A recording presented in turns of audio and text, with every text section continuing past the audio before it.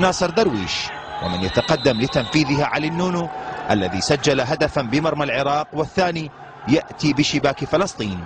واليمن يتقدم على عكس سير اللقاء، وكلمة اللقاء تعني التلاقي لمودة، وإن كان هناك نتيجة نخرج بها. علي النونو مرة أخرى سجل القناصين بثالث أهداف فريقه وبذات الرقم لحسابه الشخصي، واليمن يتصدر المجموعة الثالثة وأمل فلسطين يتشبث بمباراة العراق. عمار علي، صدى الملاعب. الثاني لهذه المباراة هكذا يشير الحكم الرابع محمد الغطريفي، الحكم الرابع من سلطنة عمان الشقيقة التي تستضيف هذه البطولة. الهجوم يعود لصالح المنتخب اليمني، محاولة خطيرة ممكن في الجول، جول جول جول أخيرا بعد طول انتظار، بعد طول انتظار جاكم النونو جاكم وسجل في مرمى الإمارات الهدف بعد جهد، بعد طول انتظار. زي ما رفض الهدية أحمد الرشيدي قلب الدفاع رقم 19 في الشوط الأولاني بنفس المكان، ولكن الإتقان مش موجود في ضربة الرأس اللي كان ممكن يبقى فيها هدف الأمان. وادي الإطراق مرة ثانية،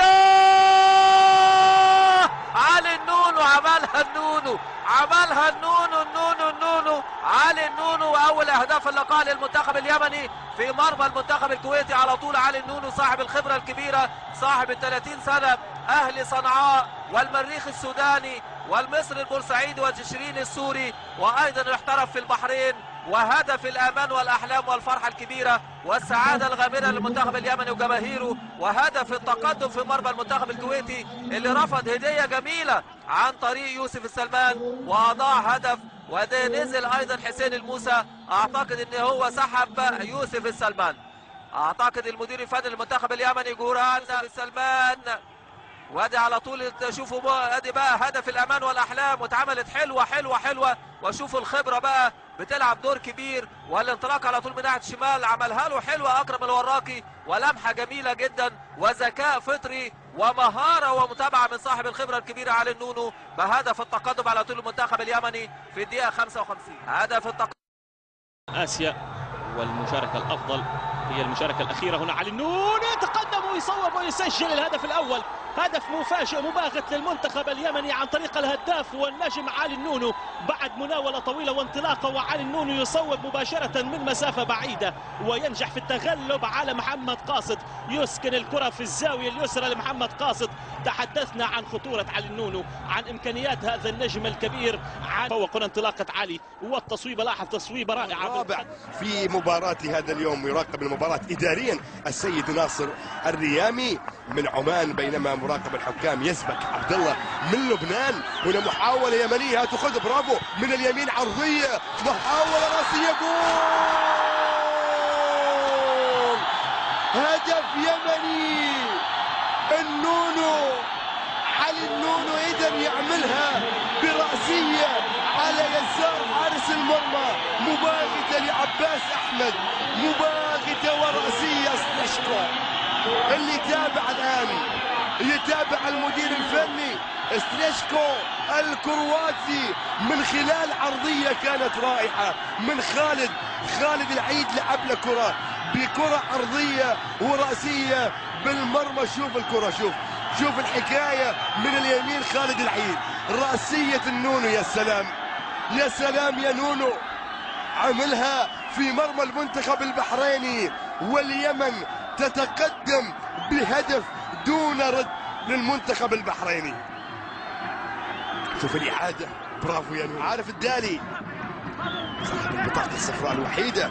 هنا مرور، تسديدة، خطورة، جول ثاني، جول ثاني، جول ثاني،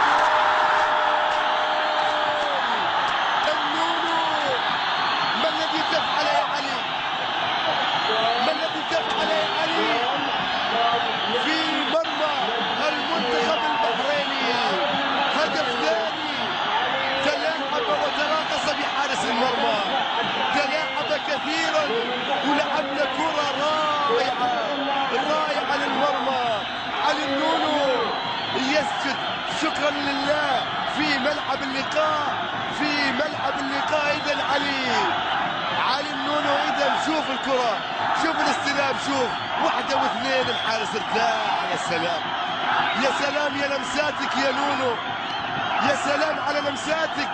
شوف لاعب يملك الكثير على مستوى اللعب، على مستوى الأخلاق الحالي حقيقة علي النونو.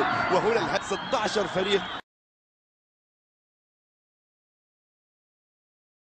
والكرة بتتحول، تعود من جديد، محاولة سريعة. يا سلام يا سلام يا علاء، الكرة يا رباه، مستحيل.